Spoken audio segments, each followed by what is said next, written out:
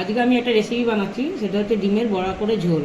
যার জন্য আমার লাগছে দুটো সেদ্ধ আলু, আমি দু টুকরো করে নিয়েছি, দুটো ডিম, একটু কাঁচা লঙ্কা, আর মশলাতে লাগছে জিরে গুঁড়ো, ধনে গুঁড়ো, হলুদ গুঁড়ো, আর এদিকে লাগছে আমার কয়েকটা আলু আমি সেদ্ধ করে টুকরো করে নিয়েছি, একটু আলু, রসুন, কাঁচা লঙ্কা, আদা, টমেটো, একটা গোটা পেঁয়াজ, আর ফোড়নের জন্য তেজপাতা আর জিরা।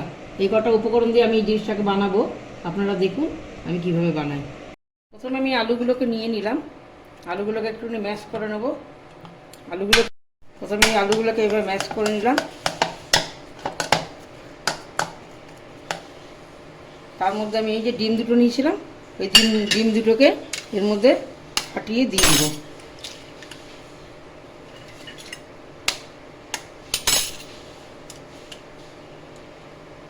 এর মধ্যে দিলাম কাঁচা লঙ্কা কুচি, একটু হলুদ আর একটুখানি লবণ,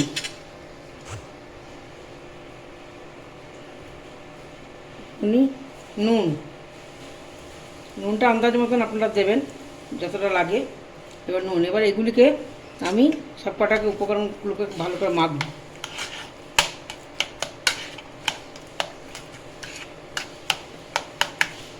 আমার দেখুন খুব সুন্দরভাবে এটাকে আমি মেখে নিয়েছি এটার সাথে, ডিম আর একসাথে। এবার আমি মশলাটাকে রেডি করব। মশলাগুলোকে একটা বাটিতে নিয়ে একটুখানি গুলিয়ে নেব, জল দিয়ে গুলে রেখে দেবো, তাতে গ্রেভিটা আপনার একটুখানি গাঢ় হবে। একটু অল্প জল দিয়ে এটাকে আমি গুলে রেখে দিচ্ছি, অল্প জল দিয়ে একটু গুলে রেখে দিলাম। এর মধ্যে আমি একটু দেবো কাশ্মীরি লঙ্কার গুঁড়ো, রঙের জন্য। একটু গুলে আমি মশলাটাকে রেডি করে নিলাম। নিয়ে এবার বাকি মশলাগুলো আমি একটু পেস্ট করে নেব। সবার প্রথমে আমি টমেটোটাকে একটুখানি ঘুরিয়ে নিচ্ছি, একটু পেস্ট করে নেবো। এই আদা, রসুন এই দুটোকে একটু ঘুরিয়ে নিয়ে আগে, বেশি লঙ্কা আমি দিচ্ছি না, দুটোই লঙ্কা দিচ্ছি, আপনারা আপনাদের ঝাল বুঝে এই দুটো লঙ্কা এইগুলি আগে আমি অল্প একটু জল দিয়ে এই মশলাটাকে একটু ঘুরিয়ে নিচ্ছি।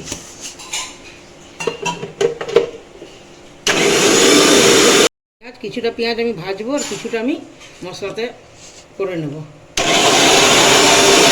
আমার রেডি হয়ে গেছে, এই দেখুন পেস্ট করে নিয়েছি। এবার চলুন দেখি ওইদিকে কড়াইটা গরম হওয়ার জন্য বসিয়ে দিচ্ছিলাম। কড়াই আমার গরম হয়ে গেছে, এর মধ্যে আমি দেবো, আমি সরষের তেল দিয়ে করছি, আপনারা রিফাইন তেল দিয়েও করতে পারেন। এবার এর মধ্যে আমি দিচ্ছি তেলটা আমার গরম হয়েই যাবে এখনই। তেল গরম হয়ে গেছে, এটার মধ্যে এই যে মেখে রেখেছিলাম ব্যাটারটা, ওটা দিয়ে আমি ছোটো ছোটো বড়া তৈরি করব।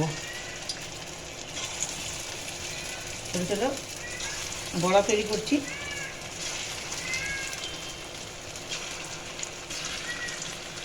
দিয়েছিলাম, এটা দেখছি কতটা হয়েছে, দেখুন এক পিঠ হয়ে গেছে আমার, একটু পাল্টে দিলাম।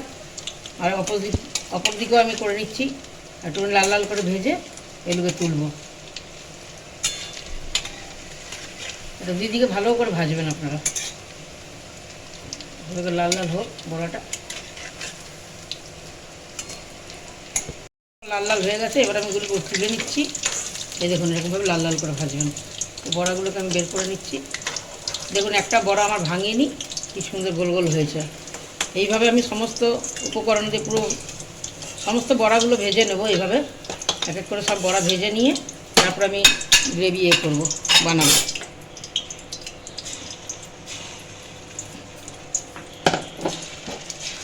এইভাবে আমি সব বড়াগুলো ভেজে নেব।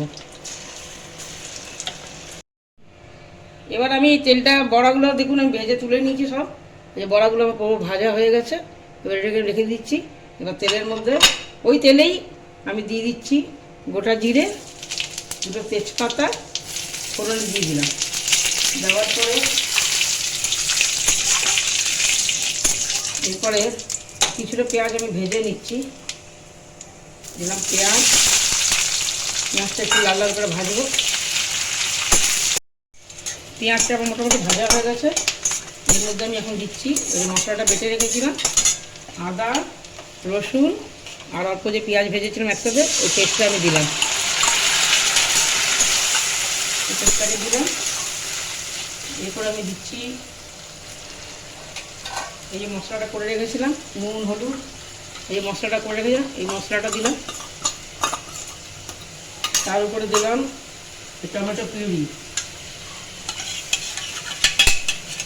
মশলাটাকে আমি লাল লাল করে ভাজবো, মশলাটা ভাজা ভাজা হোক। দেখুন মশলাটা মোটামুটি ভাজা ভাজা হয়ে গেছে, তেল ছেড়ে দিচ্ছে এর থেকে।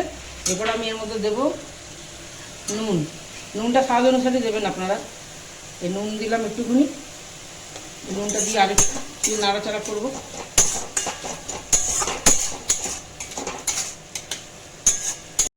মশলাটা আমার কষানো হয়ে গেছে।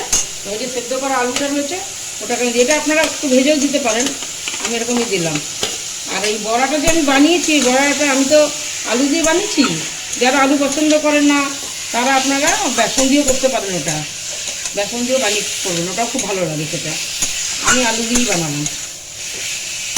আর একটু কষানো হোক, আলুটা দিলাম মাত্র। আমার এটা কষানো হয়ে গেছে। এবার আমি অল্পটির মধ্যে জল দিয়ে দিলাম।